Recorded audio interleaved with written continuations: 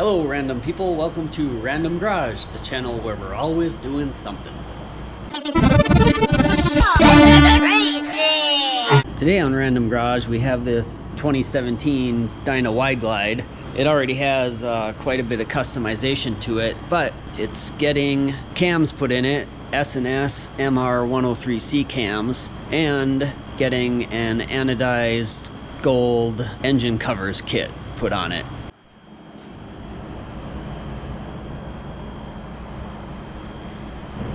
I'm going to attempt to do this without removing the fuel tank because on Dynas this crossover line is such a pain in the butt, draining out all the fuel and everything, such a hassle. So instead I'll just take the mounting bolts loose there and there, disconnect the fuel line, just pull that collar up, pull the fuel line down, and then lift the tank up, stick some 2x4s underneath it to hold it up, and hopefully that'll give me the clearance I need to get the push rods out when we get to that point. Okay, I've got the tank lifted up, so first I'll pull off the rocker box covers by removing the bolts that hold them in. Okay, now with the rocker box covers off, and I took the spark plugs out, and I have the bike shifted into high gear. Now I'm going to rotate the rear wheel until I get all of the push rods with no tension on them as low as they can go. And so you can tell by this arm on all four rockers, 2 in the front, 2 in the rear, when they're bottomed out. We want that in order to take the rockers out so there's not a great amount of spring tension on them from the push rods being up on the high lobe of the cams. So next I'm going to take the rocker assemblies out by removing on each one the 4 bolts that hold it in. Some of these rocker screws cannot come out because they hit the frame, I believe. So that one, this one won't be able to come out. So we'll just lift them up and then they'll come out with the rocker assembly.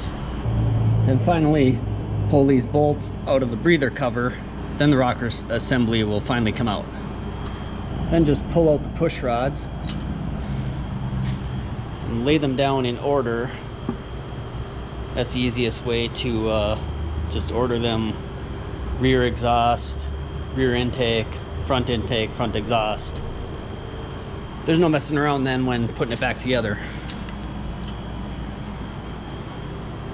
So here's the problem child hitting the tank. I think I can just pull the tank rearward just enough to get this to come around the front.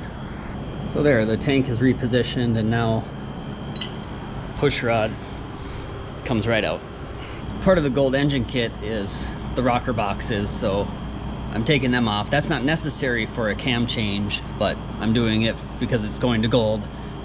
Taking out these 4 bolts, and then in the left side corner there's a couple more bolts to take out too.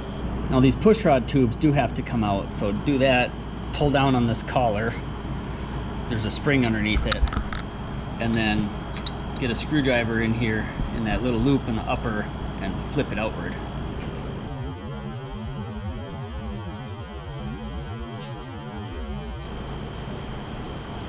Then you just push that collar up some more, grab the whole push rod tube and push it up into the O-ring in the head and tilt it and pull it out. These lifter covers don't have to come off for a cam job, but they're getting replaced with gold ones, so I'm taking them off, and that's just these 4 screws. Now, in order to get at the nose cone, because some of the screws here are hidden, I'm gonna have to remove the front exhaust. But then also, just part of the gold kit, the tranny trapdoor and tranny top cover are getting replaced. So, gotta take off the rear exhaust too anyway.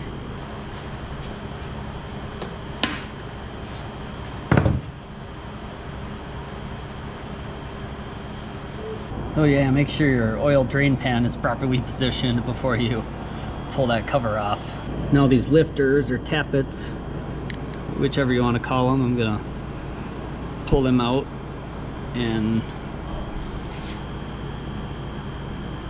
just set them over here in the order that I pull them out so that I get them back in the same spots, which isn't really absolutely necessary, but because they're used and we're gonna reuse them, I want to put them back in the same hole.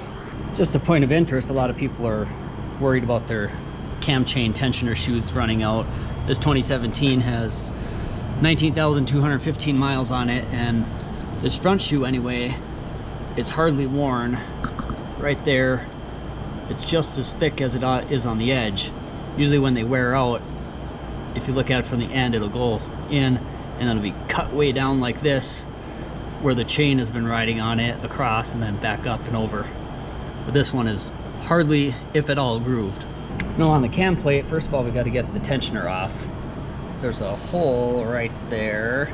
It's like a lock hole. You take a bent piece of wire, stick that in the hole, go in your hole there, and then that keeps these components together, and then just take out that screw and that screw to get the tensioner off. Now I'm going to rotate the rear wheel right now to get these timing marks to line up.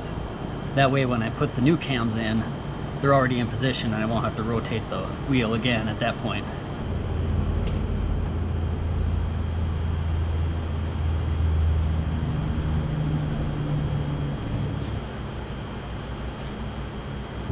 Next, you take your cam locking tool and stick it in between the gear teeth there, but when you buy it on Amazon and it's supposedly for a late model twin cam, apparently you never know what you're going to get, because that's not the right one. And this bolt on the crankshaft sprocket is going to be pretty much impossible to get out without having some kind of a locking device in there. So it happens to be close to Sturgis Rally. The Harley shop is open, JP Cycles is open, but the Harley shop says they don't even sell that service tool. JP Cycles doesn't have one in stock down there. Drake Specialties tent isn't over at Black Hills Harley yet, not till Monday.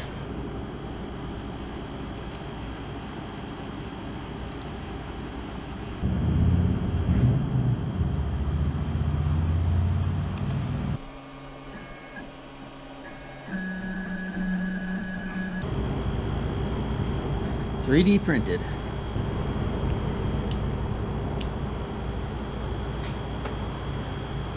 Now, I'm gonna take the torch and heat up that bolt really good. Not enough to discolor it, but gotta melt the Loctite that's in there, and then take it off with the air impact. Then this bolt that's in the crankshaft, that should be a little easier to get out. Don't really need the locker because I've got the bike in high gear yet, and the tire is on the stand, so the shaft is not going to spin. So I'll just heat that one up again a little bit too and pull it out with the impact. Now after those have cooled off a little bit, just pull them off their shafts.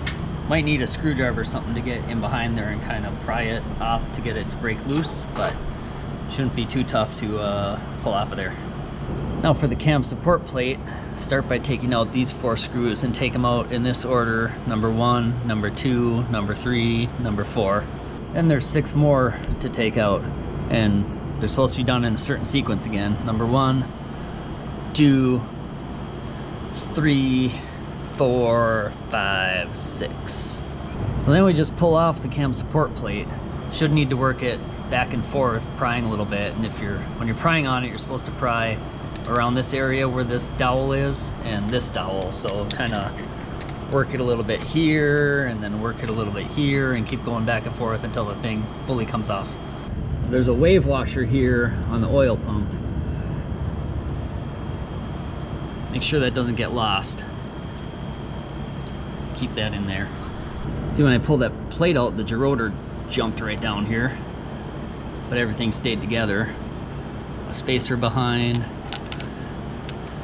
Just get those back in place. Now to get the cams out of the plate, start by pulling out these 2 screws to get the secondary tensioner off of here. Now this inner shoe is showing hardly any wear, so that's good. Now I'm going to pull off this spacer, if I can get a grip on it. That's the rear camshaft spacer. And then take off this retaining ring and take off the front camshaft spacer. And keep track of those 2 spacers because one is thicker than the other, and they have to go back onto the right cams later. So then finally, these cams with the chain attached just slide right out of here. That's it. So that's the entire disassembly process for a cam change, and that's probably enough for one video. If you want to see more random garage things, hit the like button, subscribe to the channel, and turn on notifications so you get a random notification when a new random garage video is posted. Thanks for watching another episode of Random Garage here in Sturgis. And remember, whatever you do, make sure you're always doing something.